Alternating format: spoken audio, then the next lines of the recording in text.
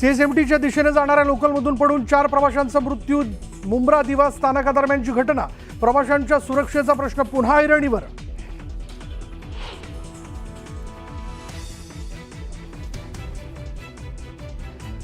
दोन विरुद्ध दिशेने जाणाऱ्या ट्रेनमधील लटकलेले प्रवासी एकमेकांना घासल्यानं रेल्वे ट्रॅकवर पडले. लोकलच्या फूटबोर्डवर उभे असल्यानं मोठी दुर्घटना. 9 प्रवासी जखमी, 2 महिला, 7 पुरुषांचा समावेश.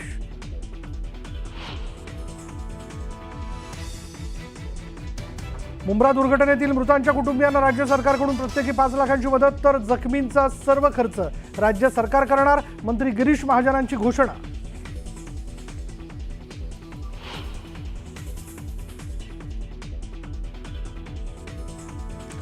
हा विषय फक्त रेल्वेपुरता मर्यादित नाही. बाहेरून येणाऱ्या वाढत्या लोंढ्यांमुळे शहरावर वाढता बोजा, तर टाउन प्लॅनिंग नावाचा विषय उरला नाही. मुंब्रा दुर्घटनेवरून राज ठाकरेंनी व्यक्त केला संताप.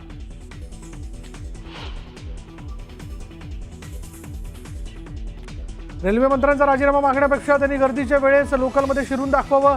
राज ठाकरेंचं रेल्वे मंत्र्यांना खुलं आव्हान.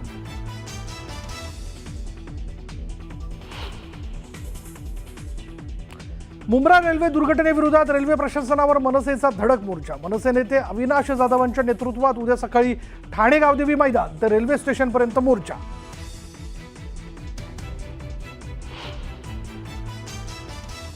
कॉमन लोकलमध्ये ऑटोमॅटिक दरवाजे लावणं अशक्य. प्रवाशांना श्वास तर घेता यायला हवा. जितेंद्र आव्हाडांचा रेल्वे अधिकाऱ्यांवर निशाणा. तर एसी ऐवजी नॉन एसी लोकल किती वाढल्या, आव्हाडांचा सवाल.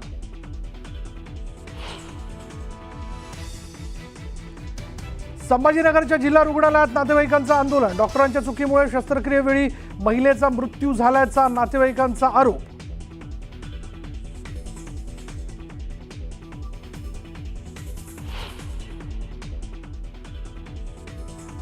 पीओपी मूर्तिकारांसाठी दिलासा. पीओपी मूर्तीवरील निर्बंध मुंबई हायकोर्टानं हटवले. मात्र मूर्तीचं विसर्जन नैसर्गिक जलाशयात करण्यास सक्त मनाई.